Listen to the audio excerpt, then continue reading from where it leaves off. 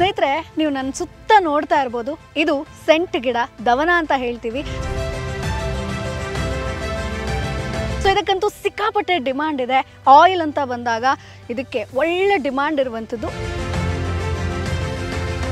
ಇವತ್ತು ನಾನು ನಿಮಗೆ ಈ ಒಂದು ದವನ ಕೃಷಿಯನ್ನು ಯಾವ ರೀತಿಯಾಗಿ ಮಾಡಬೇಕು ಅನ್ನೋದ್ರ ಬಗ್ಗೆ ಸಾಕಷ್ಟು ಮಾಹಿತಿಯನ್ನು ತಿಳಿಸ್ಕೊಡ್ತೀನಿ.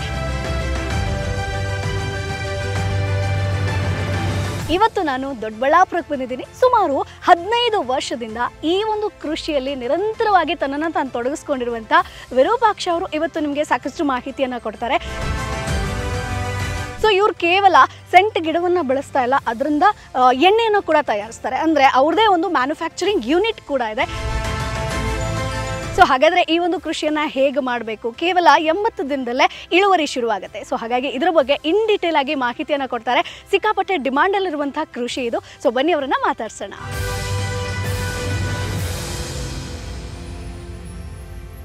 ಸರ್ ನಮಸ್ತೆ. ಹೇಳಿ ಮೇಡಮ್, ಹೇಗಿದ್ದೀರಾ? ಚೆನ್ನಾಗಿದೆ.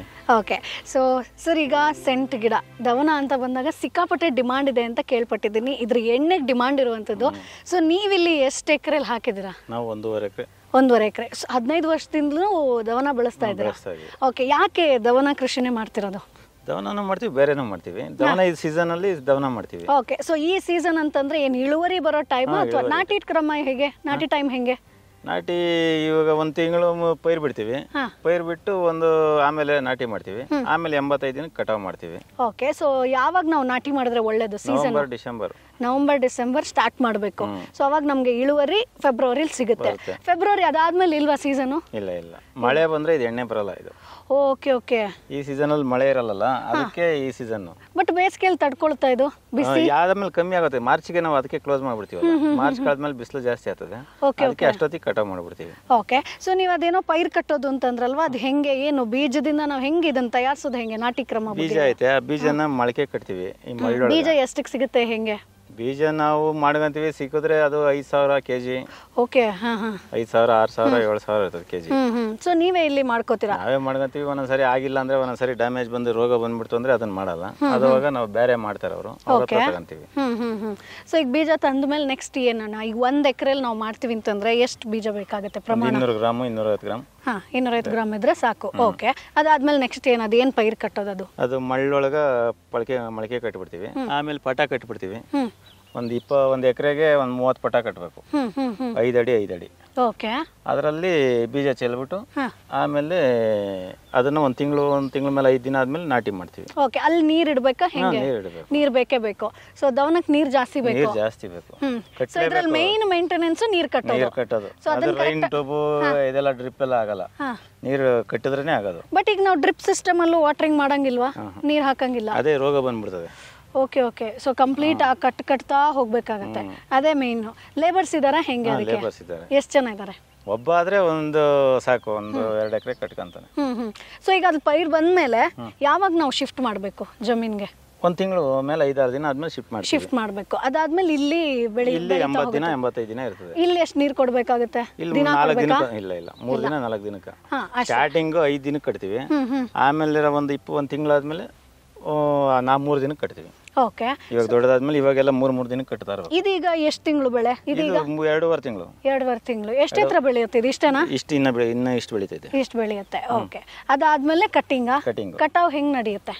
ಏನಿಲ್ಲ, ಕಟಾವು ಮಾಮೂಲಿ ಕಟ್ ಮಾಡ್ತಾ ಇರ್ತಾರೆ ಅಷ್ಟೇ. ಕಟ್ ಮಾಡೋದು ತುಂಬೋದಷ್ಟೇ ಗಾಡಿ, ಟ್ರ್ಯಾಕ್ಟರ್. ಓಕೆ. ಈಗ ನಾನು ಇಲ್ಲಿ ಬೆಳೆದೆ, ಇದಾದ್ಮೇಲೆ ಮತ್ತೆ ದವನನೇ ಬೆಳಿಬೇಕಾ ಅಥವಾ ಬೇರೆ ಬೆಳೆ ಹಾಕಬಹುದಾ? ಬೇರೆ ಬೆಳೆ ಹಾಕ್ತಿವಿ. ಬೇರೆ ಬೆಳೆ ಏನೇನ್ ಬೆಳೆ ಹಾಕಬಹುದು? ಎಲ್ಲ ಬೆಳಿಬಹುದು. ಶುಂಠಿ ತರ ರಿಸ್ಟ್ರಿಕ್ಷನ್ಸ್ ಇಲ್ಲ, ಏನ್ ಬೆಳೆ ಬೇಕಾದ್ರೂ. ಓಕೆ. ಸೊ ಈಗ 8 ತಿಂಗಳಾದ್ಮೇಲೆ ನೀವು ಹೇಳಿದ್ರಿ ಮುಂಚೆ ನೀವು ಬರೀ ದವನ ಬೆಳಿತಾ ಇದ್ರಿ ಅಂತ. ಸೊ ಈಗ ನಿಮ್ದು ಆದಂತ ಒಂದು ಮ್ಯಾನುಫ್ಯಾಕ್ಚರಿಂಗ್ ಔಟ್ಲೆಟ್ ಕೂಡ ಇದೆ.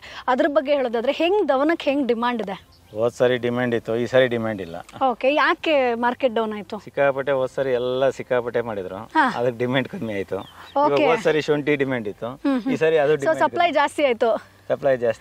ಓಕೆ. ಅದಕ್ಕೆ ಅದು ಎಣ್ಣೆನೂ ಡೌನ್ ಆಯ್ತು. ಸೊ ನೀವಲ್ಲಿ ಮ್ಯಾನುಫ್ಯಾಕ್ಚರಿಂಗ್ ಯೂನಿಟ್ ಸ್ಟಾರ್ಟ್ ಮಾಡಿ ಎಷ್ಟು ಸಮಯ ಆಯ್ತು? ಇದು 3ನೇ ವರ್ಷ. 3ನೇ ವರ್ಷ. ಅದು ಹೆಂಗ್ ಪ್ರೊಸೆಸ್ ನಡೆಯುತ್ತೆ ಅಂತ ಹೇಳ್ಬೋದಣ್ಣ? ಇಲ್ಲಿ ಕಟಾವ್ ಆಯ್ತು, ನೆಕ್ಸ್ಟ್ ಏನು? ಇಲ್ಲಿ ಕಟಾವ್ ಆದ್ರೆ ತಗೊಂಡೋಗಿ ಅಲ್ಲಿ ಒಳ್ಳೆ ಒಣಗಾಕ್ತಿವಿ. ಒಂದಿನ 2 ದಿನ ಒಣಗಾಕ್ತಿವಿ. ಅದನ್ನ ಒಂದು ಡ್ರಮ್ ಬಾಯ್ಲರ್ ಇರ್ತದೆ, ಓಕೆ ಡ್ರಮ್ಗೆ ಹಾಕ್ಬಿಡ್ತೀವಿ. ಡ್ರಮ್ ಬಾಯ್ಲರ್ ಇಂದ ಸ್ಟೀಮ್ ಕೊಡ್ತೀವಿ. ಸ್ಟೀಮ್ ಇಂದ ಒಂದು ತೊಟ್ಟಿ ಇರ್ತದೆ, ನೀರಿನ ತೊಟ್ಟಿ. ಓಕೆ ನೀರಿನ ತೊಟ್ಟಿ ಒಳಗೆ ಎಲ್ಲ ಪೈಪ್ ಹಾಕಿರ್ತೀವಿ, ಕೂಲ್ ಆಗಿ ಒಂದ್ ಕಡೆ ಬರ್ತದೆ ನೀರು ಎಣ್ಣೆ ಎಲ್ಲ. ಓಕೆ 8 ಅವರ್ ಬೇಯಿಸ್ಬೇಕು. ಓಹೋ ಓಕೆ 8 ಅವರ್ ಬೇಯಿಸಿದ್ರೆ ಅವಾಗ ಎಣ್ಣೆ ತೇಲ್ತೈತೆ ಮೇಲೆ, ಅದನ್ನ ಎತ್ಕೊಂತೀವಿ. ಒಂದು ಡ್ರಮ್ಗೆ 2 ಟನ್ನು 2.5 ಟನ್ನು ಸೊಪ್ಪು ತುಂಬ್ತೀವಿ. ಸೊಪ್ಪು. ಸೊ 2 ಟನ್ ಸೊಪ್ಪು ಬೇಕಾಗುತ್ತೆ. ಅಲ್ಲ 2 ಟನ್ ತುಂಬ್ತೀವಿ. ತುಂಬ್ತೀರಾ? ಇಲ್ಲಿ ಸೊಪ್ಪು ಎಷ್ಟು ಬೇಕಾಗುತ್ತೆ? ಈಗ ಒಂದು ಕೆಜಿ ಎಣ್ಣೆ ಹಾಕ್ಬೇಕು ಅಂದ್ರೆ 1 ಕೆಜಿ ಎಣ್ಣೆಗೆ ನಿಮ್ಗೆ 1.5 ಟನ್ ಬೇಕು. 1.5 ಟನ್ನು. ಅದ್ರಲ್ಲಿ ಅಷ್ಟೇ ಎಣ್ಣೆ ಸಿಗೋದು. ಓಕೆ, ಸೊ ನನಗೆ ಅಷ್ಟು ಎಣ್ಣೆ ಸಿಕ್ತು ಅಂತಂದ್ರೆ ಈಗ ಎಣ್ಣೆ ಬೆಲೆ ಎಷ್ಟಿದೆ? ಈ ಸಾರಿ ಡೌನ್ ಇದೆ, ಲಾಸ್ ಆಗೈತೆ ನಮ್ಗೆ ಈ ಸಾರಿ. ಸೊ ಲಾಸ್ಟ್ ಟೈಮ್ ಎಷ್ಟಿತ್ತು? ಆವ್ರೇಜ್ ಎಷ್ಟಿರುತ್ತೆ? 50,000. ಒಂದೊಂದ್ಸರಿ 30,000, 35,000, 40,000. ಹೋದ್ ಸರಿ 60,000 ಆಗಿತ್ತು. ಅದಕ್ಕೆ ಡಿಮ್ಯಾಂಡ್ ಆಯ್ತು. ಓಕೆ, ಈ ಸಾರಿ ಲಾಸ್ ಆಯ್ತು. ಈಗ ಎಷ್ಟಿದೆ ಎಣ್ಣೆ ಬೆಲೆ? ಈಗ 25,000 ಇದೆ. 25,000.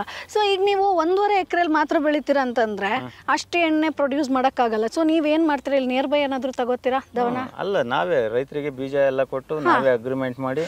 ಓಕೆ, ನಿಮ್ಮ ಅಂಡರಲ್ಲಿ ಒಂದಷ್ಟು ರೈತರು ಇರ್ತಾರೆ, ಅವ್ರು ಬೆಳೆ ಬೆಳೆದ್ಮೇಲೆ ನಿಮಗೆ ಕೊಡ್ತಾರೆ. ನಮಗೆ ಕೊಡ್ಬೇಕು ಅವರು. ನಾವು ಅಡ್ವಾನ್ಸ್ ಲಾಗೋಡು ಎಲ್ಲ ಕೊಟ್ಟಿರ್ತೀವಿ ಅವ್ರಿಗೆ. ಅವ್ರಿಗೆ ಹೆಂಗೆ ಪ್ರಾಫಿಟ್ ಸಿಗುತ್ತಾ, ಲಾಭ ಸಿಗುತ್ತಾ? ಒಂದು ಎಕರೆಗೆ ಅವ್ರಿಗೆ ಏನಿಲ್ಲ ಅಂದ್ರೂ ಒಂದು 50,000 ಖರ್ಚು ಮಾಡಿರ್ತಾರೆ. ಓಕೆ, 1.5 ಲಕ್ಷ ಕಾಸು ಆಗ್ತೈತೆ. ಓಕೆ 1,80,000 ದಿನಕ್ಕೆ ಲಾಭ ಅಲ್ವಾ? ಸೊ ಅವ್ರು ನಿಮಗೆ ಕೊಡ್ತಾರೆ ಫುಲ್. ಅದಾದ್ಮೇಲೆ ನೀವು ಎಣ್ಣೆ ಐತೆ ಟೋಟಲ್ ಆಗಿ ಎಷ್ಟು ಆಯಿಲ್ ತೆಗಿಬೋದು? ನೀವು ಇಲ್ಲಿ ತನಕ ಎಷ್ಟು ಆಯಿಲ್ ತೆಗ್ದಿದ್ದೀರಾ? ಹೋದ್ ಸರಿ ಒಂದು 300 kg ತೆಗೆದಿದ್ವಿ. ಆಚೆ ಸರಿ ಒಂದು 200 kg ತೆಗೆದಿದ್ವಿ. ಈ ಸರಿ ಇನ್ನೂ ಕಮ್ಮಿ ಮಾಡಿದೀವಿ. ಎಣ್ಣೆ ಎಲ್ಲ ಹಂಗೆ ಐತೆ ಈ ಸರಿ. ಓಕೆ, ಅದಕ್ಕೆ ನಾವು ಈ ಸರಿ ಜಾಸ್ತಿ ಮಾಡ್ಸಕ್ ಹೋಗಿಲ್ಲ. ಸೊ ಈಗ ಆಯಿಲ್ ಅಲ್ಲದೆ ಪರ್ಫ್ಯೂಮ್ ರೆಡಿ ಆಗೋದಕ್ಕೂ ಇದು ಬಳಕೆ ಆಗುತ್ತಾ ಹೆಂಗೆ? ಆಗ್ತದೆ. ಓಕೆ, ಸೊ ನೀವು ಎಕ್ಸ್ಪೋರ್ಟ್ ಮಾಡೋ ಇದಿಲ್ಲ? ಅವರೇ ಬರ್ತಾರೆ, ಎಕ್ಸ್ಪೋರ್ಟ್ನವ್ರು ಇಲ್ಲಿಗೆ ಬರ್ತಾರೆ, ಅವ್ರು ಬಂದು ತಗೊಂಡು ಹೋಗ್ತಾರೆ. ನಮ್ಮ ಹತ್ರ ಐತೆ ಅಂದ್ರೆ ಸಾಕು, ಅವ್ರು ಬಂದು ತಗೊಂಡು ಹೋಗ್ತಾರೆ ಆಯಿಲು. ಸೊ ಎಲ್ಲೆಲ್ಲಿ ಎಕ್ಸ್ಪೋರ್ಟ್ ಮಾಡ್ತೀರಾ ನೀವು ನಾರ್ಮಲಿ? ಅವ್ರು ಇಲ್ಲೇ ಬರ್ತಾರೆ ಮೇಡಮ್, ನಾವೆಲ್ಲೂ ಹೋಗಂಗಿಲ್ಲ. ಅಲ್ಲ, ಎಲ್ಲೆಲ್ಲಿಗೆ ಎಕ್ಸ್ಪೋರ್ಟ್ ಮಾಡ್ತೀರಾ? ಅವ್ರಿಗೆ ಬರ್ತಾರೆ. ಓಕೆ, ಯಾವ್ಯಾವ ಇದಕ್ಕೆ ಹೋಗುತ್ತೆ? ಜಿಲ್ಲೆಗ ಅಥವಾ ತಮಿಳ್ನಾಡಿನವ್ರು ಬರ್ತಾರೆ, ಇಲ್ಲೇ ಲೋಕಲ್ನವ್ರು ಬರ್ತಾರೆ ತಗೊಂಡೋಗಿ. ಅವ್ರೆ ದೊಡ್ಡ ಕಂಪ್ನಿಗಳವರು, ಜಾಸ್ಮಿನ್ ಕಂಪ್ನಿ, ಓಕೆ ಸೂಪರ್, ಆ ತರ ಕಂಪ್ನಿಗಳವ್ರು ಬರ್ತಾರೆ. ಅವ್ರು ಬಂದು ತಗೊಂಡು ಹೋಗ್ತಾರೆ ನಮ್ಮ ಹತ್ರ. ನಾವೆಲ್ಲಿ ಡೈರೆಕ್ಟ್ ಆಗಿ ನಾವೆಲ್ಲೂ ಹೋಗಲ್ಲ. ಅಂದ್ರೆ ನೀವು 15 years ಇಂದ ಮಾಡ್ತಾ ಇದ್ರ, ಹಂಗಾಗಿ ನಿಮ್ದು ಕಾಂಟ್ಯಾಕ್ಟ್ ಇದೆ ಅಲ್ವಾ? ಸೊ ಮಾರ್ಕೆಟಿಂಗ್ ಹೆಂಗ್ ಮಾಡ್ತೀರಾ? ಈಗ ಒಂದಷ್ಟು ಈಗ ಫಾರ್ಮಿಂಗ್ ಅಂತ ಬಂದ್ರೆ ಮಾರ್ಕೆಟಿಂಗ್ ಮಾಡಬೇಕು, ಪಬ್ಲಿಸಿಟಿ ಮಾಡ್ಬೇಕು, ಈ ತರ ನಾನು ಈ ತರ ಬೆಳೀತಾ ಇದ್ದೀನಿ ಅನ್ನೋದು ನೀವ್ ಹೆಂಗ್ ಶುರು ಮಾಡಿದ್ರಿ? ಜನರಿಗೆ ಹೆಂಗ್ ಗೊತ್ತಾಯ್ತು ನೀವು ಬೆಳೀತಾ ಇದ್ದೀರಾ? ಹುಡ್ಕೊಂಬತ್ತಾರೆ, ನಮ್ಮನ್ನ ನೋಡಿದ್ರೆ ನಾವು ಹಾಕ್ಸ್ತೀವಿ ಅಂದ್ರೆ ನಮ್ಮನ್ನೇ ಹುಡ್ಕೊಂಬತ್ತಾರೆ, ನಮಗೆ ಕೊಡ್ರಿ ನಾವು ಬೆಳೆಸ್ತೀವಿ ಅಂತ. ಓಕೆ, ಸೊ ಮೇನ್ ಆಗಿ ಈಗ ದವನದಲ್ಲಿ ಏನಾದ್ರು ರೋಗ ಆತರ ಏನಾದ್ರು ಬರುತ್ತಾ? ಮೇನ್ ಮೇಂಟೆನೆನ್ಸ್ ಏನಿದ್ರಲ್ಲಿ? ರೋಗ ಔಷಧಿ ಏನಿಲ್ಲ. ರೋಗ ಅಂದ್ರೆ ಅದೇ 1 ಸಾರಿ 2 ಸಾರಿ ಹಾಕಿದ್ಮೇಲೆ 3ನೇ ಸಾರಿಗೆ ಸಾಯಕ್ಕೆ ಹಿಡಿತಿದೆ. ಆತರ ಸಾಯಕ್ಕೆ ಅಂದ್ರೆ ಒಂದೇ ಭೂಮಿಲಿ ವಾಪಸ್ ಹಾಕ್ತಿದೀವಿ ಅಂತಂದ್ರೆ ಕಷ್ಟ. ಏನ್ ರೋಗ ಮೇನ್ ಬರೋದು? ಹೆಂಗ್ ಗೊತ್ತಾಗುತ್ತೆ? ಟಿಲ್ಟ್ ಇರ್ತೈತೆ, ಅದು ಬೇರ್ನೆಲ್ಲ ಕಡ್ದಾಕ್ಬಿಡ್ತೈತೆ, ಅದು ಸಾಯಕ್ಕೆ ಹಿಡಿದು ಬಿಡ್ತೈತೆ. ಅಂದ್ರೆ ಸ್ಪ್ರೆಡ್ ಆಗುತ್ತೆ, ಅದು ಸ್ಪ್ರೆಡ್ ಆಗುತ್ತೆ. ಓಕೆ. ಅದು ಬಿಟ್ರೆ ರೋಗ ಬಿಟ್ರೆ ಬೇರೆ ಗೊಬ್ಬರ ಏನ್ ಕೊಡ್ಬೇಕು ನಾವು? ಗೊಬ್ಬರ ದನಿನ ಗೊಬ್ಬರ ಹಾಕ್ಬಿಟ್ಟು ಮೊದಲು ಸ್ಟಾರ್ಟಿಂಗ್ ಎಲ್ಲ DAP ಆ ಥರದ್ದು ಹಾಕ್ತಿವಿ. ಆಮೇಲೆ ಲಾಸ್ಟ್ಗೆ CN ಹಾಕ್ತಿವಿ ಅಷ್ಟೇ. 1-2 ಸಾರಿ ಕಳೆ ಇದ್ ಮಾಡಿದಾಗ ಲಾಗೋಡ್ ಹಾಕ್ತಿವಿ ಕಾಂಪ್ಲೆಕ್ಸ್ಗಳು. ಆಮೇಲೆಲ್ಲ CN 1-2 ಸಾರಿ ಹಾಕ್ತಿವಿ, ಅಷ್ಟೇ ಮುಗೀತು. ಓಕೆ, ಸೊ ಈಗ ನಮ್ಮ ವಿಡಿಯೋ ನೋಡಿ ಯಾವುದೋ ದೊಡ್ಡಬಳ್ಳಾಪುರ ಅಲ್ಲದೆ ಬೇರೆ ರೈತರು ಎಲ್ಲಾದರೂ ಬೆಳೀತಿದಾರೆ ಅಂತಂದ್ರೆ ನೆಕ್ಸ್ಟ್ ಟೈಮು ನಿಮಗೆ ಸೇಲ್ ಮಾಡ್ಬೋದಾ? ಹೆಂಗೆ ಸೇಲ್ ಮಾಡ್ಬೋದು? ಓಕೆ, ಅವ್ರು ನಿಮ್ಮನ್ನು ಕಾಂಟ್ಯಾಕ್ಟ್ ಮಾಡಿದ್ರೆ ಆಯಿತು. ಬಿಕಾಸ್ ಅವ್ರಿಗೆ ಒಂದಷ್ಟು ಮಾರ್ಕೆಟಿಂಗ್ ಗೊತ್ತಿಲ್ಲ ಅಂತಂದ್ರೆ ನಿಮ್ಮ ಹತ್ರ ನೇರವಾಗಿ ಮಾತಾಡ್ಬೋದು. ಓಕೆ, ಸೊ ನಿಮ್ದು ಮುಂದಿನ ಡ್ರೀಮ್ ಏನಣ್ಣ? ಈಗ ಆಲ್ರೆಡಿ ಮ್ಯಾನುಫ್ಯಾಕ್ಚರಿಂಗ್ ಔಟ್ಲೆಟ್ ಇದೆ ಅಂತಂದ್ರೆ ಇದವನ್ನ ಚೆನ್ನಾಗಿ ಬೆಳೀತಾ ಇದ್ರ, ಎಕ್ಸ್ಪೀರಿಯನ್ಸ್ ಆಗಿದೆ. ಸೊ ನೆಕ್ಸ್ಟ್ ನಿಮ್ದು ಏನಾದರೂ ಒಂದು ಕನಸು ಅಂತ ಇರುತ್ತಲ್ಲ, ಏನು ಕನಸು ಅಂದ್ರೆ? ಡ್ರೀಮು, ಕನಸು, ಹಿಂಗಾಗಬೇಕು ನಾನು ಕೃಷಿಲಿ ಅಂತ. ಒಂದೇ ಸರಿ ಏನೋ ಅಂತರ ಇನ್ಕೊಳಕ್ಕಲ್ಲ. ಹೋದ್ ಸರಿ ಬೇಜಾನ್ ಪ್ರಾಫಿಟ್ ಬಂತು, ಅವಾಗ ಆಸೆ ಇಟ್ಕೊಂಡಿದ್ವಿ. ಹೋದ್ ಸರಿ ಲಾಸ್ ಆಗಿಲ್ಲ. ಲಾಸ್ ಆದ್ರೂ ಇಲ್ಲ, ಎಣ್ಣೆ ಹಂಗೆ ಐತೆ. ಅದಕ್ಕೆ ಸೊ ಈ ಸತಿ ಹೆಂಗ್ ಓವರ್ಕಮ್ ಮಾಡ್ತೀರಾ? ಹೆಂಗ್ ಅದನ್ನ? ಡಿಮ್ಯಾಂಡ್ ಐತೆ, ಡಿಮಾಂಡ್ ಇದೆ ಈ ಸರಿ ಪರವಾಗಿಲ್ಲ. ಮೊನ್ನೆಗೂ ಈಗೂ ಚೇತರಿಸ್ಕೊಂತ ಐತೆ ರೇಟು. ಮೊನ್ನೆ ಫುಲ್ಲು ಸಸ್ತಾಗಿತ್ತು, ಇವಾಗ ಈ ಸಾರಿ ಕಮ್ಮಿ ಮಾಡ್ಬಿಟ್ರೆ ಎಲ್ಲ ಸುಸ್ತಾಗ್ಬಿಟ್ರು ಬೇರೆ ಜನ ಎಲ್ಲ. ತಾಳಪ್ಪ ಲಾಸ್ ಆಯ್ತಲ್ಲ ಅಂತ ನಾವು ರೊಸ್ಟ್ ಚೇತರಿಸ್ಕೊಂಡ್ವಿ. ಎಣ್ಣೆನು ಸ್ಟಾಕ್ ಇಕ್ಕಿವಿ, ಅದು ಇವಾಗ ರವಷ್ಟು ಇದಾಗ್ತದೆ. ಅವಾಗ ಕೊಟ್ಟಿದ್ರೆ ಕಮ್ಮಿಗೆ ಆಯ್ತು. ಅದು ಆಯಿಲ್ ಎಷ್ಟು ಸಮಯ ತನಕ ಇಟ್ಕೋಬಹುದು ನಾವು? ಎಷ್ಟು ವರ್ಷ ಬೇಕಾದ್ರೆ ಇಟ್ಕೋಬಹುದು, ಏನು ಹಾಳಾಗೋದು ಆತರ ಏನಿಲ್ಲ? ಇಷ್ಟೇ ದಿನ ಇಷ್ಟೇ ತಿಂಗಳಲ್ಲಿ ಖಾಲಿ ಮಾಡ್ಬೇಕು ಆತರ ಏನಿಲ್ಲ? 2 ವರ್ಷ ಇಕ್ಬೋದು, 3 ವರ್ಷ ಇಕ್ಬೋದು, 5 ವರ್ಷ ಇಕ್ಬೋದು, ಈ ಥರ ಎಲ್ಲ ಐತೆ. Okay, so thank you so much information ಕೊಟ್ಟಿದ್ದಕ್ಕೆ. Thank you.